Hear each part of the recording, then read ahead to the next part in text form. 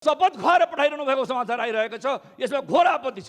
कसैलाई भोकै रहन दिन्न, मर्न दिन्न भन्ने, तर क्वारेन्टाइनमा अहिले खाना आफै लिएर आऊ भने सरकार। चक्लेटको भन्सार घटाउने, मलको भन्सार बढाउने यो पनि समाजवाद उन्मुख नीतिको विरुद्धमा छ। सामुदायिक विद्यालय र सरकारी विद्यालयमा कोरोना महामारी नियन्त्रणलाई क्वारेन्टाइन बनाउने अनि निजी विद्यालय शुल्क लिनको लागि सञ्चालन गर्ने यो बिल्कुलै अनुचित हुन्छ। यो डिस्प्यारिटी हुन्छ। सरकार गम्भीर बनोस्, सरकार उत्तरदायी बनोस् र उनीहरूलाई केही न केही राहत दियोस्। के कागजमा मात्रै ल्याउन खोजेको हो लिम्पियाधुरा, कालापानी र लिपलेक? नेपालको अखण्डताको सवाल हो, भूमिको सवाल हो, सर्वसत्ताको सवाल हो, राष्ट्रियताको सवाल हो। सरकार असफल होला, प्रधानमन्त्री असफल होला, मुलुक असफल हुनु हुँदैन। नेपालको राष्ट्रिय हित, स्वाधीनता र अस्मितामा आँच पुर्याउन सक्ने भनी व्यापक रूपमा जनताबाट, राजनीतिक दलका विभिन्न मानिसहरूबाट र बुद्धिजीवीबाट आलोचित मिलेनियम च्यालेन्ज कर्पोरेसनसँगको सम्झौता यस गरिमामय संसदबाट अनुमोदन नहुँदै त्यस अन्तर्गतका आयोजनालाई बजेटमा समावेश गर्ने जस्तो गैर जिम्मेवार कार्य गरिएको छ।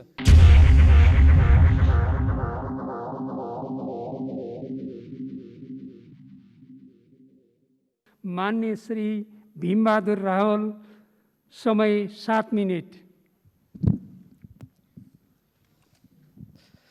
सम्मान्य सभामुख महोदय, कामहरू सेतो सफा कागजमा कतै कालो दाग देखियो भने त्यो सानै भए पनि टाढैबाट देखिन्छ र त्यसले कहिलेकाहीँ कागजको उपयोगितालाई पनि समाप्त गरिदिन्छ। आर्थिक वर्ष 2077-78को बजेट वक्तव्य तथा मन्त्रालय अन्तर्गतका कार्यक्रमको अध्ययन गर्दा नेपाल सरकारको तर्फबाट कतिपय राम्रा कार्यक्रमहरू ल्याइएका छन्। ती कार्यक्रमहरूको प्रभावकारी कार्यान्वयन हुनुपर्छ। कार्यान्वयनका अगाडि निश्चय पनि चुनौतीहरू छन्। अहिले मलाई उपलब्ध अत्यन्त कम समयमा ती सबै कुराको चर्चा गर्नु सम्भव छैन। देश र जनताको हितमा ध्यान दिनै पर्ने केही महत्त्वपूर्ण कुराहरूतर्फ सभामुख महोदय मार्फत नेपाल सरकारको ध्यान आकर्षित गराउन चाहन्छु। कोरोना महामारी नियन्त्रणका सन्दर्भमा अगाडि सारिएका कार्यक्रमहरू स्वागतयोग्य भए पनि परीक्षण र स्वास्थ्य उपकरणका लागि जनशक्ति, साधन र स्रोत धेरै जिल्लाहरूमा अत्यन्त कम छ। अहिले नै कतिपय जिल्लाहरूमा सङ्क्रमणको परीक्षण बन्द भएको छ भने कतिपय स्थानमा परीक्षण अत्यन्त सुस्त गतिमा छ। यसतर्फ विशेष ध्यान दिनुपर्छ। यस प्रसङ्गमा सेनालाई परिचालन गर्दा विपद व्यवस्थापन ऐन अन्तर्गत परिचालन गरिएको हो कि होइन भन्ने कुरा स्पष्ट हुनु आवश्यक छ। राज्यको लोक कल्याणकारी भूमिका बढाउने र समाजवाद उन्मुख अर्थतन्त्र निर्माण गर्दै जाने बजेटमा उल्लेखित जुन उद्देश्य छ त्यो एकदमै उचित हो। तर यस उद्देश्यमा मेल नखाने विषयहरू बजेटमा कसरी देखा परे यो चाहिँ घोत्लिनुपर्ने विषय बनेको छ। नेपालको संविधानमा राज्यका नीतिहरू उल्लेखित राष्ट्रिय सुरक्षा प्रणालीको विकास तथा राष्ट्रिय सुरक्षा नीतिका आधारमा सुरक्षा विषयलाई सबल तुल्याउने कुनै कार्यक्रम मैले देखिनँ। सीमा प्रशासन कार्यालय अन्तर्गत नागरिकता र राहदानी वितरण कार्यक्रमका लागि भनेर जम्मा 2,62,00,000 मात्र छुट्याइएको छ। नेपालको लिम्पियाधुरा, लिपुलेक, कालापानी, सुस्ता लगायतका भारतबाट अतिक्रमित भूभागमा सडक लगायतका पूर्वाधार निर्माण र स्थानीय जनताका लागि सेवा सुविधाको कार्यक्रम बजेटमा नआउनु यसलाई विडम्बना नै मान्नुपर्छ। देशको चिरकालीन अस्तित्वसँग गाँसिएको र संविधान बमोजिम तुरन्त गर्नुपर्ने नागरिकता सम्बन्धी ऐनको सम्बन्धमा यसमा बजेटमा कुनै पनि चर्चा नगरिनु यो पनि विस्मयकारी छ। सरकारको नेतृत्व गरिरहेको नेपाल कम्युनिस्ट पार्टी नेकपाको सामाजिक आर्थिक रूपान्तरणको आत्मनिर्भर अर्थतन्त्रको विकास र समग्रमा समाजवाद उन्मुख राष्ट्रिय औद्योगिक क्रान्तिको नीति अवलम्बन गरिएको पाइएन। बरु विकासका दृष्टिले पछि परेका क्षेत्रलाई अगाडि बढाउँदै सन्तुलित विकास गर्ने गरी बजेट आउनुपर्ने तर्फ त्यति ध्यान नगएको जस्तो आभास हुन्छ। नेपालको कुनै कानुन र सम्झौताबाट निर्धारण नभएको उत्तरी सीमा र दक्षिणी सीमामा अन्तर्देशीय भनेको दुई देशको बिचको सहभागितामा आर्थिक क्षेत्रको कुरा गरिएको छ। पेट्रोल अन्वेषण जसको लागि हामीले आत्मनिर्भरताको कुरा गर्छौँ जम्मा 15 लाख बजेट छुट्याइएको छ। कोरोना महामारीका कारण देशभित्र र बाहिर बेरोजगार बन्न बाध्य जनशक्तिलाई रोजगारी प्रदान गर्ने तथा जनताको भरण पोषणका लागि आवश्यक कृषि क्षेत्रलाई प्राथमिकतामा राख्दै सोही अनुसार बजेट विनियोजन गरिनुपर्छ भन्ने सुझाव सर्वत्र सुनिएको हो। तर बजेटमा त्यसो नभएको भन्दै स्वयं कृषि मन्त्रालयले गुनासो गरेको हामीले सुन्नु पर्ने यो पनि विडम्बना नै मान्नुपर्छ। यसो गर्नु उचित भएन। अर्कोतर्फ मैले यसो हेर्दा चक्लेटको भन्सार घटाउने, मलको भन्सार बढाउने यो पनि समाजवाद उन्मुख नीतिको विरुद्धमा छ। शिक्षा क्षेत्रमा राज्यको लगानी वृद्धि गरी निजी क्षेत्रको लगानीका निजी क्षेत्रको लगानीलाई नियमन र व्यवस्थापन गरी सेवामूलक बनाउने राज्यको नीति विपरीत निजी विद्यालयले सामुदायिक विद्यालयको शैक्षिक गुणस्तर सुधारको जिम्मेवारी लिनुपर्ने कुरा यो बजेटमा कसरी पर्यो? र स्वयं शिक्षा मन्त्रालयले यसप्रति आपत्ति जनाउनु पर्ने विडम्बनापूर्ण स्थिति कसरी उत्पन्न भयो यसलाई स्पष्ट पार्नु आवश्यक छ। संविधानको भावना तथा सरकारको नेतृत्व गरिरहेको दल नेपाल कम्युनिस्ट पार्टीको नीतिसँग पनि यो कुरा मेल खाँदैन। आगामी 3 वर्षमा काठमाडौँ उपत्यकाभित्र विद्युतीय सवारी साधन मात्र उपयोग गर्ने कार्ययोजना बनाई लागू गरिनेछ भन्ने सत्ताधारी दल नेपाल कम्युनिस्ट पार्टीको निर्वाचनको घोषणापत्रमा स्पष्ट रूपमा उल्लेख छ। तर त्यसको विरुद्ध विद्युतीय गाडी आयात गर्ने कुरालाई निरुत्साहित किन गरियो यसलाई पनि नेपाली जनताले बुझ्न चाहेका छन्। विदेशी सहायतामाथिको निर्भरता क्रमशः हटाउँदै लगिने र विदेशी सहायता नचाहिने गरी अर्थतन्त्रको विकास गरिने घोषणापत्रको नीति अवलम्बन गरेको मैले चाहिँ राम्ररी हेर्दा त्यति भेटिनँ। उल्टै नेपालको राष्ट्रिय हित स्वाधीनता र अस्मितामा आँच पुर्याउन सक्ने भनी व्यापक रूपमा जनताबाट, राजनीतिक दलका विभिन्न मानिसहरूबाट र बुद्धिजीवीबाट आलोचित मिलेनियम च्यालेन्ज कर्पोरेसनसँगको सम्झौता यस गरिमामय संसदबाट अनुमोदन नहुँदै त्यस अन्तर्गतका आयोजनालाई बजेटमा समावेश गर्ने जस्तो गैर जिम्मेवार कार्य गरिएको छ। यो अत्यन्त अनुचित छ। समाजवादप्रति प्रतिबद्ध रहने नेपालको संविधानको मार्ग निर्देशन अनुरूप हुनुपर्नेमा नव उदारवादी बाटो समात्न खोजेको हो कि भन्ने यसबाट आभास हुन्छ। नेपालको संविधानको धारा 279 अनुसार सुरक्षा एवं सामरिक सम्बन्ध, नेपाल राज्यको सिमाना र प्राकृतिक स्रोत तथा त्यसको उपयोगको बाँडफाँड सम्बन्धी सन्धि सम्झौताको अनुमोदन, सम्मिलन, स्वीकृति वा समर्थन सङ्घीय संसदका दुवै सदनको 2/3 बहुमतले हुनुपर्ने व्यवस्था छ। यो व्यवस्थालाई अहिले जति पनि यो सायद लगानी बोर्ड होस् जो प्रधानमन्त्री कार्यालयसँग सम्बन्धित छ, चाहे अरू नेपाल सरकारका निकायहरू हुन्, ती निकायहरूले गम्भीर रूपमा त्यसलाई ध्यान दिएर तदनुकूल जानुपर्नेमा मलाई आजकल के लाग्छ भने नेपालको संविधानको यो धारा एकदम ओझेलमा परेको छ र यसप्रति कुनै ध्यान नदिएको जस्तो लाग्छ। अब यसै प्रसङ्गमा मैले यो लगानी बोर्डकै प्रसङ्गमा एउटा कुरा राख्न चाहन्छु सभामुख महोदय। माथिल्लो कर्णाली आयोजना सम्बन्धी सम्झौता अनुरूप जिएमआर कम्पनीले 2 पटक म्याद थप्दा पनि वित्तीय व्यवस्थापन गर्न सकेको छैन। एक पटक त त्यो जुन सम्झौता हो त्यो सम्झौताको धारा विपरीत, अब म कुन व्यक्तिको नेतृत्वमा सरकार थियो म त्यतातिर जान चाहन्न, त्यसको म्याद बढाइसकेको छ तैपनि त्यो वित्तीय व्यवस्थापन गर्न सकेको छैन। यसबाट स्वतः त्यो सम्झौता रद्द हुनु पर्थ्यो। तर त्यो नगर्दाखेरि मलाई अहिले चिन्ता के लागेको छ भने म सभामुख महोदय मार्फत नेपाल सरकारका सम्बन्धित निकायहरू र स्वयं सम्माननीय प्रधानमन्त्रीको ध्यान आकर्षित गराउन चाहन्छु। दोस्रो पटक म्याद थप्नु त सम्झौता विपरीत हुँदै हो, त्यो सम्झौता पहिले नै खारिज भएको छैन। लगानी बोर्ड सम्बन्धी कार्यमा पनि कतै उल्लेख छैन।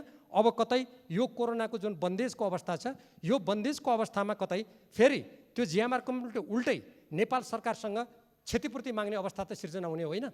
फेरि यो गरिमामय संसदमा नेपाली जनताका सामु हामीले हाम्रो राष्ट्रिय हितको सुरक्षाको लागि बोल्नुपर्ने अवस्था त आउँदैन भन्ने चिन्ता उत्पन्न भएको छ। समग्रतामा भन्ने हो भने हाम्रो जुन यो बजेट हो, जुन नीति कार्यक्रमबाट निर्देशित छ, यसको उद्देश्यको बारेमा मैले अघि नै भने यो सबै हाम्रो नेपालको संविधानको समाजवाद उन्मुख हाम्रो नीति र त्यसमा लोक कल्याणकारी राज्यका सिद्धान्तहरू स्वयं यो सरकार सञ्चालन गर्ने नेतृत्व गरिरहेको नेपाल कम्युनिस्ट पार्टी नेकपाका चुनावी घोषणापत्रमा आधारित भएर अगाडि बढ्नेछ भन्ने कुरा मैले कता पढेको थिएँ। तर मैले केही उदाहरणहरू त्यो नीतिको विपरीत मैले पाएँ। त्यसकारण अब बजेटको कार्यान्वयन गर्दाखेरि हाम्रो त्यो घोषित नीतिसँग मेल नखाने, हाम्रो राष्ट्रियता, स्वाधीनता, सार्वभौमसत्ता, अखण्डता, स्वाभिमान, देशको समृद्धि, आत्मनिर्भर अर्थतन्त्रसँग मेल नखाने कुराहरूलाई कार्यान्वयन गर्दाखेरि निसन्देह नै सरकारले ध्यान दिनेछ भन्ने मैले अपेक्षा गरेको छु। धन्यवाद। माननीय श्री बालकृष्ण खाँड समय 5 मिनट। यसपछि माननीय श्री अनिल कुमार झा। सम्माननीय सभामुख महोदय, विनियोजन विधेयकमाथिको छलफलमा ज्यादै महत्त्वपूर्ण कुराहरू उठेका छन् र यो सदनमा सबभन्दा बढी कुरा सदैव बाढी र पहिरोको बारेमा उठेको छ। पहाडी भूभागमा पहिरो र तराईको भूभागमा नदीमा बाढी र नदी कटान। तर अहिले त झन् हामी नोभल कोरोना भाइरसको कोरोना महामारीमा छौँ र यस्तो महामारीको बेलामा मुलुक सञ्चालनमा जुन कठिनाई सरकारले पनि बेहोरेको छ र जनता पनि प्रताडित भएको अवस्था छ र अब बर्खामा बाढी र पहिरो आयो भने त्यो बाढी र पहिरोबाट आम नागरिकलाई कसरी रक्षा गर्ने, नेपालको भूभागको कसरी रक्षा गर्ने, त्यतापट्टि सरकार गम्भीर भएको देखिएन। ऊर्जा मन्त्रालयले यस सन्दर्भमा समयमै तटबन्धनको निर्माण नेपाली भूभाग, गाउँ बस्ती र आम नागरिकको सुरक्षाका लागि गम्भीर बनेको देखिएन। त्यसकारणले गम्भीर बनोस् भन्ने म हार्दिकतापूर्वक आग्रह गर्न चाहन्छु। शिक्षा मन्त्रालयले आफ्नै गुनासाहरू पनि व्यक्त गर्दै आएको छ। सरकारले ल्याएको बजेट मन्त्री परिषदबाट स्वीकृत हुने प्रचलन छ। अहिले भयो कि भएन त्यो थाहा छैन, मन्त्रीज्यूलाई थाहा होला। तर अर्थमन्त्रीजीले प्रस्तुत गर्नुभएको बजेटका शिक्षा सम्बन्धी कतिपय प्रावधानमा स्वयं शिक्षा मन्त्रीले नै गीत गाउँदै हिँड्नु भएको छ। र अर्कोतिर सम्मान्य सभामुखज्यू, मान्य शिक्षा मन्त्रीजीले अब विद्यालयहरू चल्छन् भन्दै हिँड्नुहुन्छ, परीक्षा लिइन्छ भन्दै हिँड्नुहुन्छ, भर्ना हुन आऊ भन्नुहुन्छ। देशभरका सामुदायिक विद्यालयहरूमा क्वारेन्टाइन बनाउने, आम नागरिकलाई राखे आम नागरिकलाई खाना पनि सरकारले खान नदिने, कसैलाई भोकै रहन दिन्न, मर्न दिन्न भन्ने, तर क्वारेन्टाइनमा अहिले खाना आफै लिएर आऊ भने सरकार। सामुदायिक विद्यालय र सरकारी विद्यालयमा कोरोना महामारी नियन्त्रणलाई क्वारेन्टाइन बनाउने अनि निजी विद्यालय शुल्क लिनको लागि सञ्चालन गर्ने, यो बिल्कुलै अनुचित हुन्छ, यो डिस्प्यारिटी हुन्छ। शिक्षालय चलाउने हो, विद्यालय चलाउने हो भने सबै चलाउनु पर्छ। सरकारी शिक्षालय र विद्यालय, विश्वविद्यालय नचलाउने अनि निजी विद्यालयहरू केका लागि चलाउने भन्दाखेरि फिस लिन चलाउने। त्यसमा शिक्षा मन्त्रीजीले पनि बारम्बार म भर्ना लिन्छु, भर्ना हुन आउनुहोस् भन्ने यो सरकारले गुमराह गरेको हो। यसको म घोर विरोध गर्दछु भन्ने आग्रह गर्न चाहन्छु। प्रधानमन्त्री शेरबहादुर देउपा सरकारले त्रिभुवन विश्वविद्यालयमा 1400 प्राध्यापक शिक्षकहरूको दरबन्दी स्वीकृत गरेको थियो। त्यो दरबन्दी अनुसार त्यहाँ थाई गर्ने काम पनि भएन, पार्ट टाइमलाई आंशिक बनाउने काम पनि भएन, र अहिले आंशिक रूपमा त्यहाँ कार्यरत भएका शिक्षक, प्राध्यापकहरू, सहप्राध्यापकहरू र पार्ट टाइममा काम गरिरहेका शिक्षकहरूलाई त्रिभुवन विश्वविद्यालयले कुनै तलब पनि दिएको छैन, कुनै एलाउन्स पनि दिएको छैन। यत्रो लामो समयसम्म लकडाउन हुँदाखेरि उहाँहरू बेरोजगार पनि हुनुभएको छ, दाल चामल विहीन पनि हुनुभएको छ। यस्तो हृदयविहीन सरकार बन्नु हुँदैन। विश्वविद्यालय यस्तो मानवीयता विरुद्धको काममा उद्धत हुनु हुँदैन। त्यही कारणले अविलम्ब म प्रधानमन्त्रीको ध्यान आकर्षण गर्न चाहन्छु, सरकार ध्यान आकर्षण गर्न चाहन्छु। ती त्रिभुवन विश्वविद्यालय र नेपालका विश्वविद्यालय र शैक्षिक संस्थाहरूमा विद्यालयमा रहेका सम्पूर्ण शिक्षकहरूलाई, प्राध्यापकहरूलाई, ती चाहे थाई हुन्, ती चाहे अस्थायी हुन्, ती चाहे आंशिक हुन्, ती पार्ट टाइम हुन्, तिनीहरूको जीवनयापनका लागि यो कष्टकर समयमा उनीहरूको जीवनयापनका लागि सरकार गम्भीर बनोस्, सरकार उत्तरदायी बनोस् र उनीहरूलाई केही न केही राहत दियोस् भन्ने म आग्रह गर्न चाहन्छु। त्यसरी नै कालापानी, लिपुलेक र लिम्पियाधुरा नेपालको नक्सामा समाहित गरिएको छ। म सम्मान्य सभामुखज्यूलाई पनि धन्यवाद दिन चाहन्छु। हाम्रो लोगोमा, संसदको लोगोमा पनि त्यसलाई हामीले परिष्कृत गरेका छौँ। तर सरकारको सबै मन्त्रालयको बजेटमा हेऱ्यौँ हामीले, प्रधानमन्त्री कार्यालयको बजेटमा हेऱ्यौँ, रक्षाकोमा हेऱ्यौँ, गृहकोमा हेऱ्यौँ, ऊर्जामा हेऱ्यौँ, सङ्घीय हेऱ्यौँ, कहीँ पनि त्यो भूभागमा सरकारले बजेट छुट्याएको छैन। के कागजमा मात्रै ल्याउन खोजेको हो लिम्पियाधुरा, कालापानी र लिपुलेक? वास्तविक रूपमै नेपाली भूभागमा हामीले ल्याउन खोजेको हो। नेपालको अखण्डताको सवाल हो, भूमिको सवाल हो, सर्वसत्ताको सवाल हो, राष्ट्रियताको सवाल हो। त्यस कारणले हरेक मन्त्रालयले त्यहाँ बजेट छुट्याओस् र केही न केही कार्यक्रम गरोस् त्यहाँ भन्ने म आग्रह गर्न चाहन्छु। र अहिले सरकार, हाम्रो सरकार चाहिँ नि चक्लेटी सरकार हो। चक्लेटको चाहिँ नि भन्सार चाहिँ नि घटाउने, गहुँको भन्सार चाहिँ नि बढाउने। अहिले खाद्यको सङ्कट छ नेपालमा, हुनसक्छ गहुँ ल्याएर त्यसलाई चाहिँ नि मैदा बनाउने, आटा बनाउने, सुजी बनाउने, जनताका पुर्याउने हो। उल्टै गहुँ चाहिँ नआउने, अब सिधै चाहिँ नि पिठो ल्याउने, आटा ल्याउने, मैदा ल्याउने व्यापारीहरूले भनिरहेछन्, उद्योगपतिले भनिरहेछन्। त्यही कारणले यो चक्लेटी सरकार सचियोस् भन्ने आग्रह गर्न चाहन्छु। त्यसपछि अब हामीले पार्टीको घोषणापत्रमा विश्वास गर्ने कि नगर्ने? 3 वर्षभित्र काठमाडौँमा सबै चाहिने विद्युतीय भेहिकल चलाउने छौँ भनेर भन्ने, अहिले ठ्याक्कै तेस्रो वर्षमा विद्युतीय भेहिकललाई निस्तेज गरेर काठमाडौँ उपत्यका नेपालबाटै त्यसलाई चाहिँ बहिर्गमन गर्ने यो खालको जुन काम गरेको छ नेपाल सरकारले, बिल्कुलै चाहिँ अनुचित छ। अब हाम्रो रक्षा मन्त्री त गृहमन्त्रीजीले सम्हाल्नु पर्ने यो विपद व्यवस्थापनको जिम्मेवारी रक्षा मन्त्रीले चलाउनु भएको छ।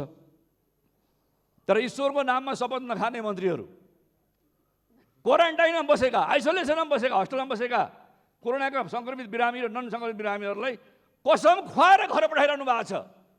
घरबाट बाहिर ननिक्लिनु, घरमा चाहिँ बालबच्चालाई नभेट्नु, वृद्धावृद्धिलाई नभेट्नु, छिमेकीलाई नभेट्नु, सोसल डिस्टेन्समा बस्नु भनेर शपथ खुवाएर पठाइरहनु भएको समाचार आइरहेको छ।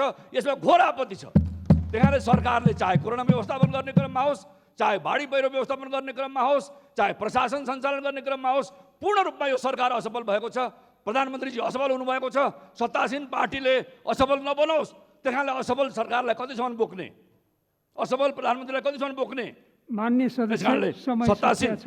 सत्तासीन पार्टी गम्भीर बनाओस् र यो असफलतालाई अविलम्ब यसलाई चाहिँ असफलतालाई बदल्नको लागि तपाईँहरू तयार हुनुहोस्। मुलुक असफल हुन सक्दैन। सरकार असफल होला, प्रधानमन्त्री असफल होला, मुलुक असफल हुनु हुँदैन। त्यहाँले तपाईँले गम्भीर बनेर सत्तासीन पार्टीले गम्भीर निर्णय गरोस् भन्ने म आग्रह गर्न चाहन्छु। धन्यवाद।